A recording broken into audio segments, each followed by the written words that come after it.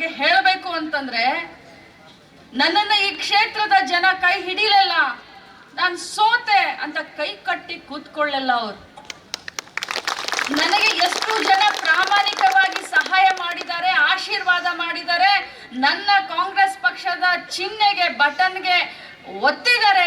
At least ಅಂತವರ ಜೊತೆ ನಾನು ನಿಂತ್ಕೊಳ್ಬೇಕು ಅಂತ ಸೋತ್ರು ಕೂಡ 24 ಗಂಟೆ, ದಿನದ 24 ಗಂಟೆ ಕ್ಷೇತ್ರದ ಅಭಿವೃದ್ಧಿ, ಕ್ಷೇತ್ರದ ಜನರ ಒಡನಾಟದೊಂದಿಗೆ ಇವತ್ತು ಕ್ಷೇತ್ರದಲ್ಲಿ ಮುನ್ನಡೀತಾ ಇದೆ.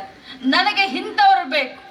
ಯಾಕಂತಂದ್ರೆ ನಾನು ಕೂಡ ಆಗಾಗ ಅವ್ರಿಗೊಂದು ಉದಾಹರಣೆ ಹೇಳ್ತಾ ಇರ್ತೀನಿ. ನಾನು ಇವತ್ತು ರಾಜ್ಯದಲ್ಲಿ ಮಂತ್ರಿಯಾಗಿ ಸೇವೆಯನ್ನ ಮಾಡ್ತಾ ಇದ್ದೀನಿ ಅಂತಂದ್ರೆ, ನಾನು ಕೂಡ ಮೊದಲು 2 ಬಾರಿ, ಒಮ್ಮೆಲ್ಲ 2 ಬಾರಿ ನಾನು ಚುನಾವಣೆಯಲ್ಲಿ ಸೋತೆ. ಒಬ್ಬ ಮಹಿಳೆಯಾಗಿ ಚುನಾವಣೆಯಲ್ಲಿ ಸೋತಂತ ಸಂದರ್ಭದಲ್ಲಿ ಮನೆಯಲ್ಲಿ ಕೂತ್ಕೊಳ್ಳದೆ ಪ್ರತಿಯೊಬ್ಬರ ಮನೆ ಬಾಗಿಲಿಗೆ ಹೋಗಿ ಒಂದೇ ಒಂದು ಅವಕಾಶ ಕೊಡಿ, ನೋಡಿ ಯಾವ ರೀತಿ ಅಭಿವೃದ್ಧಿ ಮಾಡ್ತೀನಿ, ನಿಮ್ಮ ಮನೆಯ ಮಗಳಾಗಿ, ನಿಮ್ಮ ಮನೆಯ ಮಗನಾಗಿ ನಿಮ್ಮ ಸೇವೆಯನ್ನ ಮಾಡ್ತೀನಿ ಅಂತ ರಾತ್ರಿ ಹಗಲು ನಾನು ಅಲ್ಲಿ ಹೇಳಿದ್ದಕ್ಕೆ ಇವತ್ತು ಮೊದಲನೇ ಬಾರಿ 52,000 ಮತಗಳ ಅಂತರದಿಂದ ಲೀಡ್ನಿಂದ ಗೆದ್ದೆ. 2ನೇ ಬಾರಿ 62,000 ಮತಗಳ ಅಂತರದಿಂದ. ನಾನು ಅದನ್ನ ಯಾವತ್ತಿದ್ರೂ ನಮ್ಮ ಉಡುಪಿಯ 5 ಜನರಿಗೆ ಒಂದು ಉದಾಹರಣೆಯನ್ನ ಕೊಡ್ತಾ ಇರ್ತೀನಿ. ಅದರಲ್ಲಿ ಮೊದಲನೇದಾಗಿ ನನಗೆ ಬಹಳಷ್ಟು ಹೃದಯಕ್ಕೆ ಹತ್ರ ಅಂತಂದ್ರೆ ಉದಯ್ ಕುಮಾರ್ ಅವರ ಈ ಒಂದು ಕೆಲಸಗಳು, ಕಾರ್ಯಗಳು.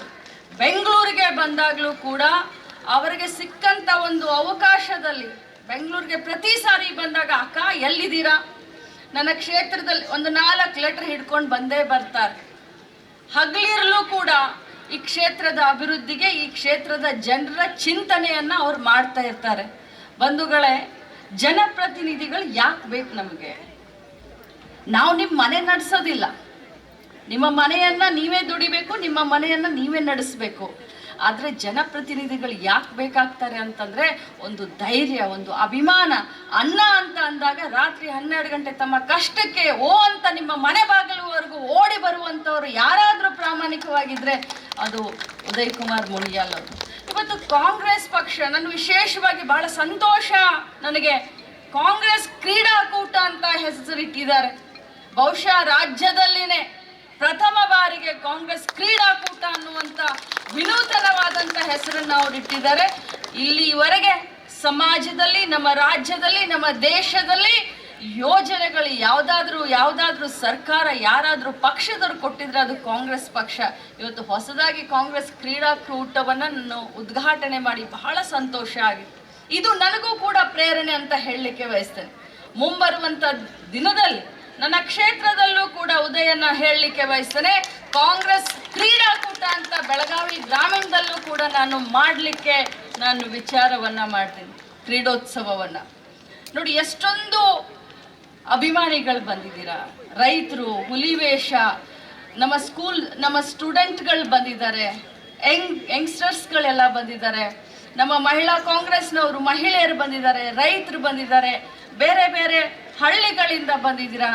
ತಮ್ಮ ಮುಖದಲ್ಲಿರುವಂಥ ಕ್ರೀಡಾ ಮನೋಭಾವ, ಆ ಭಾವನೆಯನ್ನು ನೋಡಿದ್ರೆ ನಿಜವಾಗ್ಲೂ ನಾವೆಲ್ಲರೂ ಇವತ್ತು ಈ ಒಂದು ಆಧುನಿಕ ಯುಗದಲ್ಲಿ ನಮಗೆ ಏನು ಬೇಕಾಗಿದೆ ಅಂತಂದರೆ ಮನಃಶಾಂತಿ ಬೇಕಾಗಿದೆ. ಇಂಥ ಕ್ರೀಡೋತ್ಸವಗಳನ್ನು ಮಾಡುವುದರ ಮುಖಾಂತರ ನಮಗೆ ಮನಸ್ಸಿಗೆ ಒಂದು ಶಾಂತಿ ಸಿಕ್ಕತ್ತೆ ಅನ್ನುವಂಥ ಭರವಸೆ ನನಗಿದೆ. ಅವರು ತಮ್ಮ ಭಾಷಣದಲ್ಲಿ ಬಹಳಷ್ಟು ಹೇಳಿದರು ನಮ್ಮ ಕ್ರೀಡಾಳುಗಳಿಗೆ. ಯಾಕಂದರೆ ಹಳ್ಳಿಯಿಂದ ಬಂದಂಥವ್ರಿಗೆ ನಾವು ಪ್ರೋತ್ಸಾಹವನ್ನು ಕೊಡಬೇಕು. ನಾನು ಬರೀ ಕಾರ್ಕಳ ಕ್ಷೇತ್ರಕ್ಕೆ ಸೀಮಿತವಾಗಿದ್ದೀನಿ, ಇಷ್ಟೆಲ್ಲ ನಾನು ಯಾಕೆ ಖರ್ಚು ಮಾಡ್ತಾ ಇದ್ದೀನಿ ಅಂತಂದರೆ ಅವರಿಗೆ ಪ್ರೋತ್ಸಾಹವನ್ನು ಕೊಡಬೇಕನ್ನುವಂಥ ಏಕೈಕ ಉದ್ದೇಶ. ಇಲೆಕ್ಷನ್ ಇನ್ನೂ 2.5 ವರ್ಷ ಇದೆ ಬಂಧುಗಳೇ, ಅರ್ಥ ಮಾಡ್ಕೊಳ್ಳಿ. ನಿಸ್ವಾರ್ಥತೆಯಿಂದ ಈ ಕಾರ್ಯಕ್ರಮವನ್ನು ಇವತ್ತು ಉದಯ್ ಕುಮಾರ್ ಮುನಿಯಾಲ್ ಅವರು ಆಯೋಜನೆ ಮಾಡಿದ್ದಾರೆ. ಇಲೆಕ್ಷನ್ 2.5 ವರ್ಷ, ಅವ್ರ ಮನಸ್ಸಿನಲ್ಲಿ ಸ್ವಾರ್ಥ ಇಲ್ಲ, ಆದರೆ ಒಮ್ಮೆ ಅವಕಾಶ ಕೊಡಿ ಅಂತ ವಿನಂತಿಯನ್ನ ಮಾಡ್ಕೊಂಡಿದ್ದಾರೆ. ಬಂಧುಗಳೇ, ತಾವೆಲ್ಲರೂ ಕೂಡ ವಿಚಾರ ಮಾಡಬೇಕು.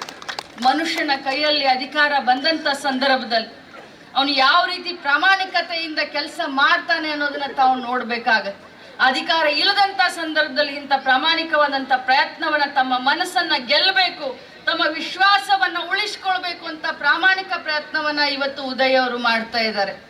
ಅವ್ರು ಬಿದ್ದಾಗ್ಲಿಂದನೂ ಒಂದು ಕ್ರೀಡಾ ಮನೋಭಾವನ ಒಬ್ಬ ಮನುಷ್ಯ ಇರೋದ್ರಿಂದಾನೆ ಇಷ್ಟೊಂದು ನಕ್ಕೊಂಡು ಹಸನ್ಮುಖಿಯಾಗಿ ತನ್ನ ನೋವನ್ನ ಒಂದು ಕಡೆ ಇಟ್ಟು ಕ್ಷೇತ್ರದ ಜನರ ನಗುವಿನ ಜೊತೆ ಬೆರಿಲಿಕ್ಕೆ ಪ್ರಯತ್ನ ಮಾಡ್ತಾ ಇದ್ದಾರೆ.